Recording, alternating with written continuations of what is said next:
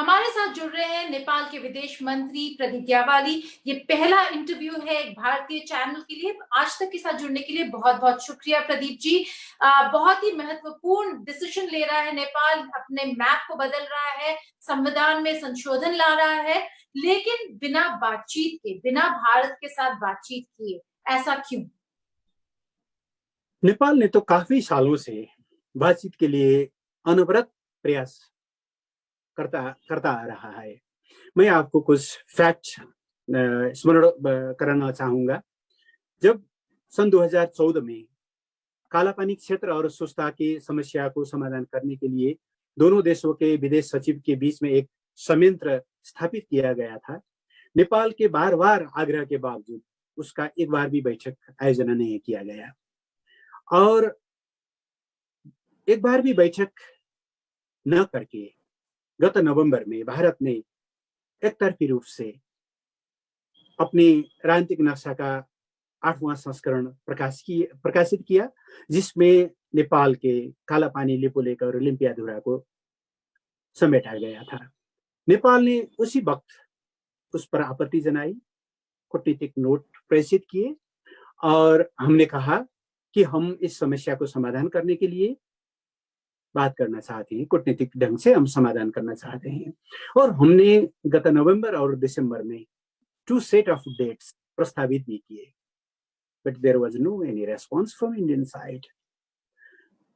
Response तो नहीं हुआ, बल्कि गत मई महीने में एक तरफी रूप से नेपाल की भूभाग को चीर कर लिपुलेख जाने का रास्ता का जब उद्घाटन किया गया, तो इन सब एक तरफी निर्णयों से आज का समस्या उभर कर आया है। इसीलिए लेकिन भारत कहता है कि ये जो एरिया है ये भारत का एरिया है और जो रोड बन रहा था कैलाश मानसरोवर यात्रा के लिए वो भारत के हिस्से में बन रहा था। नेपाल और भारत की सीमा अलग करने वाली केवल एक संधि है गीता जी, वो है 1816 की सुगौली संधि। उसके बाद काफी कुछ बदलाव आया है, लेकिन नेपाल की जो पश्चिम सीमा है वो कभी नहीं बदला और लिम्पियाधुरा से उत्पत्ति होने वाली काली नदी ही नेपाल के पश्चिमी सीमाना है। वो बहुत स्पष्ट ढंग से उसमें किटान किया गया है। मैं एक तथ्य आपको स्मरण कराना चाहूंगा। जब गत नवंबर में भारत ने एक नक्शा प्रकाशित किया, तो आप गौर से देखिए, वहां पर लिखा है लिम्पियाधुरा से उभरने वाली नदी का नाम काली नदी। बट इंटरेस्टिंगली आफ्टर 1 वीक, जब 8 नवंबर में उसका दूसरा प्रकाशन हुआ, तो वहां उस नदी का नाम नहीं है। यह एक तरह से मुझे लगता है कुछ गड़बड़ है और इस तरह की गड़बड़ करने से न तो ऐतिहासिक तथ्य बदल जाते हैं, नहीं तो दोनों पड़ोसियों के बीच में सुमधुर संबंध स्थापित होता है। हमारा इतना ही कहना है कि late us respect the historical facts, late us respect the historical evidence, late us respect the treaty which defines the boundary between Nepal and India. मंत्री जी, आपके यहाँ पे एक हफ्ते में संशोधन आ जाएगा, बिल पास हो जाएगा और ये नया मैप एक ऑफिशियल मैप बन जाएगा।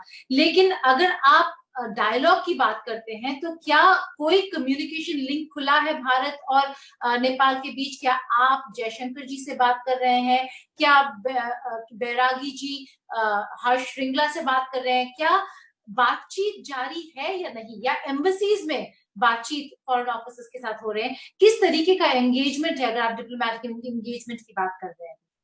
नेपाल इस समस्या का डिप्लोमेटिक समाधान चाहता है। मैं बारंबार यही कह रहा हूँ और इसमें मुझे पूरा भरोसा भी है, विश्वास भी है कि हमारे जो बहुआयामिक संबंध है उस संबंध के तहत इस समस्या जो आज का नहीं है, आज की सरकार की कोई इसमें जवाबदेही नहीं है। ये तो इतिहास का एक बैगेज है जिसको हमको उसका किनारा करना है। तो we can settle this problem through diplomatic means. हमारे दूतावास, दोनों देशों के दूतावास सक्रिय हैं कम्युनिकेशन स्थापित करने के लिए, फॉर्मल डायलॉग करने के लिए, और बहुत सारे इनफॉर्मल कम्युनिकेशन भी चल रहे हैं। मुझे विश्वास है कि अगर भारतीय नेतृत्व के पास इच्छा शक्ति है, मैं इच्छा शक्ति के बाद इसलिए ये कहना चाहूंगा कि इसी हफ्ते बहुत टेंशन में था इंडिया और चाइना का बॉर्डर का issue, but officers of both sides they set together और स्थिति को उन्होंने नॉर्मल किया। भारत ने इस बीच में काफी वर्चुअल मीटिंग्स भी किए हैं दूसरे देशों के साथ। तो if there is a will power, there will be a way. Pradeep ji, अगर हिस्ट्री की बात करें तो हम प्रधानमंत्री ओली के जो स्टेटमेंट है उन्हीं की बात कर लेते हैं। नेपाल पहले कहता था रिजॉल्व करें और फिर आगे बढ़े डायलॉग के थ्रू। अब जो स्टेटमेंट हमने सुना प्रधानमंत्री ओली की तरफ से, उन्होंने कहा डायलॉग करते हैं ताकि नेपाल अपनी जमीन वापस ले सके। तो इसके बारे में क्या कहना है? कहीं ना कहीं आपका जो स्टैंड है वो बहुत सख्त हो गया है। नहीं, हम तो केवल इतिहास की और तथ्य की बात कर रहे हैं। मैंने कह चुका हूं कि सुगौली संधि के तहत काली नदी के पूर्व के सभी भूभाग नेपाल के हैं, और 1960s तक हमने उस जगह वहां के बस्तियों से, वहां के गांवों से लैंड रेवेन्यू कलेक्शन करते थे। वहां आम चुनाव हुआ था 1959 का, और नेशनल सेंसस भी हुआ था। सभी प्रमाण यही कहते हैं कि वो भूभाग अकाट्य रूप से नेपाल के हैं। इतिहास में कुछ उतार चढ़ाव होते हैं जिसके कारण कभी कभार बाउंड्री का फॉल्स चेंजेज होता है। मैं कहता हूँ ये एक फॉल्स चेंज था। Let us respect history, let us respect evidences, let us respect fact, then there will be no any problem. Nepal तो यही कहना ये जो चाहता है संशोधन है ये परमानेंट है? क्या ये संशोधन परमानेंट है कि आप लोग अगर वापस बातचीत के टेबल पे भी आते हैं तो फिर वापस जाके चेंजेस नहीं हो सकता मैप पे? संविधान किसी भी मुल्क का मूल कानून है, और उसको उसका सोवरेनिटी का पता होना चाहिए, उसका भूगोल का पता होना चाहिए, उसकी अंतर्राष्ट्रीय सीमा की पता होना चाहिए। हमने वही किए हैं। इसलिए मुझे नहीं लगता है कि ये जो संशोधन है इससे हमारे बातचीत में, कूटनीतिक डायलॉग में कुछ प्रॉब्लम आएगा, या उसके रिजल्ट में कुछ बदलाव आएगा। फिर क्या भी ये अंदरूनी प्रेशर की वजह से है या फिर चीन का हाथ है जो बहुत लोग कह रहे हैं? क्या वजह है जो हम देख रहे हैं कि नेपाल इतना सख्त रुख करा हुआ है और इतने तेजी से, इतने तेज रफ्तार से अपने नक्शा को बदला है नेपाल ने? गीता जी, मैं आपसे एक अनुरोध करना चाहूंगा कि कई भारतीय मित्रों जो बार बार जब नेपाल कोई डिसीजन लेता है तो जब उसमें कुछ विदेशी लोगों के, विदेशी राष्ट्रों के हाथ देखते हैं, वो चश्मा को बदलें, वो लेंस को बदलें, और ये तथ्य को याद रखें कि दक्षिण एशिया में केवल नेपाल एक ऐसा मुल्क है जो कभी किसी का उपनिवेश नहीं हुआ। इसलिए माइंडसेट कि नेपाल अपनी तरफ से बोल नहीं सकता, अपनी तरफ से डिसीजन ले नहीं सकता, ये जो कॉलोनियल माइंडसेट है ना, इसको बदलना चाहिए। ये माइंडसेट तो किसी का हाथ नहीं है। किसी का हाथ है तो नेपाल का हाथ है, नेपाली जनताओं के हाथ है, 3 करोड़ नेपाली जनता का हाथ है, जो सरकार के साथ में एक होकर खड़े हुए हैं कि ठीक है, नेपाल सरकार ने जो कदम शुरू किया है वो बहुत सही है। आप देख रही है कि पार्लियामेंट में सभी सत्ता पक्ष, प्रतिपक्ष सब एक है। तो ये फैक्ट को जिस दिन हमारे भारतीय मित्र सम्मान करेंगे और इसको नेपाल का एक इंडिपेंडेंट सॉवरेन डिसीजन के रूप में रेस्पेक्ट करेंगे तो समस्या समाधान होगा। अगर आखिरी 2 सवाल, कहीं न कहीं नेपाल को भी बुरा लगा है कुछ स्टेटमेंट्स जो भारत से आए हैं।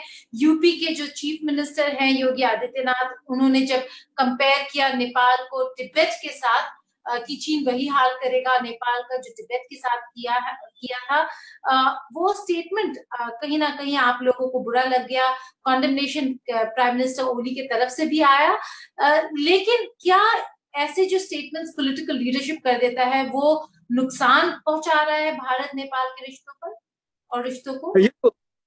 ये तो भारतीय मित्रों को, भारत के लीडरशिप को विश्लेषण करना होगा। हमारे कोई कमेंट नहीं है उसमें, क्योंकि ये कमेंट करने के लायक ही नहीं है, इसलिए मैं उसमें कुछ कमेंट नहीं करना चाहूंगा।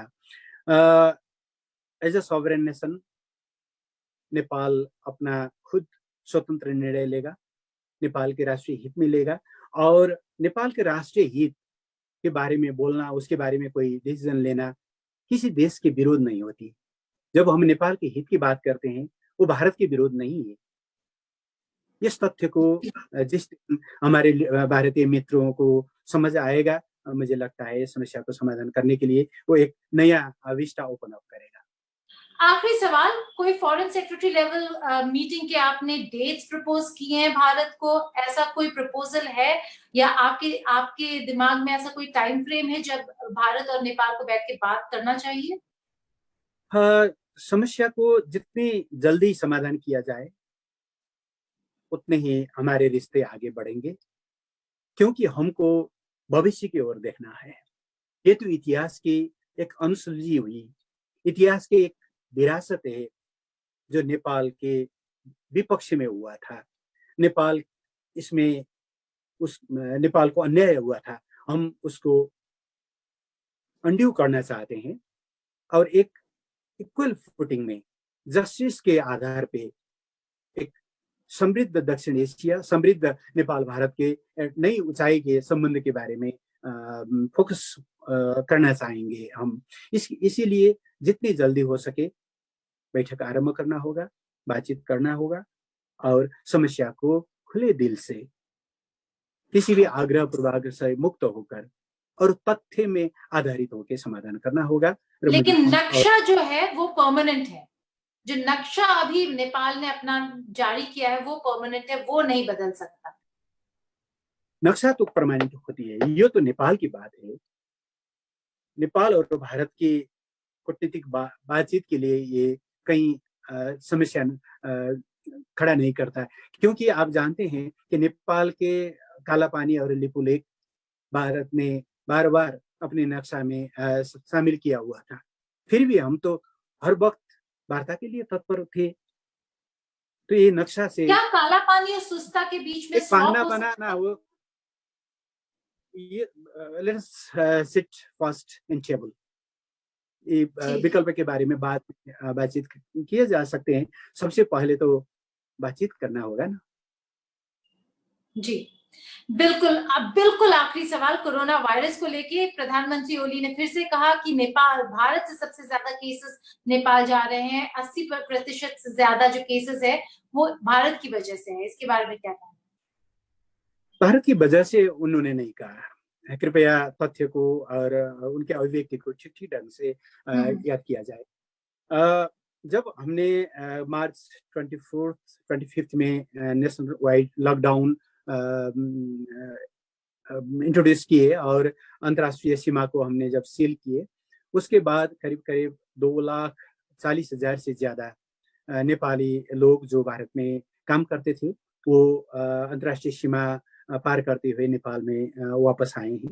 वो नेपाली नागरिक है, वो आ सकते हैं, लेकिन हमारे यही कहना था कि पहले तो एक शेयर्ड रेस्पॉन्सिबिलिटी के तहत जिस देश के नागरिक जिस देश में हो, ये तो एक ग्लोबल पैंडेमिक है और सभी देश को मिलकर इसको समाधान करना होगा। जो भारतीय नागरिक नेपाल में काम करते हैं उनका प्रोटेक्शन का जिम्मेवारी नेपाल सरकार की है, वो कर रही है नेपाल सरकार। हम भारत से यही अपेक्षा करते हैं। फिर भी जब भारत में रेल सेवा शुरू हुआ तो उसको उसके प्रयोग करते हुए नेपाली लोग, नेपाल के भाइयों और बहनों वो नेपाल आए और unfortunately they were not tested. उनका कोई वहाँ पे कोविड-19 का टेस्ट नहीं हुआ था और जब वो आए तो उनमें से बहुत सारे लोगों को कोविड पॉजिटिव पाया गया। प्रधानमंत्री ने इसी फैक्ट जी। को कहा है। इसमें किसी का दोषारोपण का कोई गुंजाइश ही नहीं है। ये तो रियलिटी है ना, वो रियलिटी को जी। हमने कहा है। प्रदीप जी, आज तक के साथ जुड़ने के लिए बहुत-बहुत शुक्रिया। उम्मीद करते हैं कि दोनों देश बात करके जो मसले हैं उनका सॉल्यूशन ढूँढ पाएँ और आगे बढ़ पाएँ। बहुत-बहुत शुक्रिया। हमारी भी ये अपेक्षा है। Let us hope that will happen soon.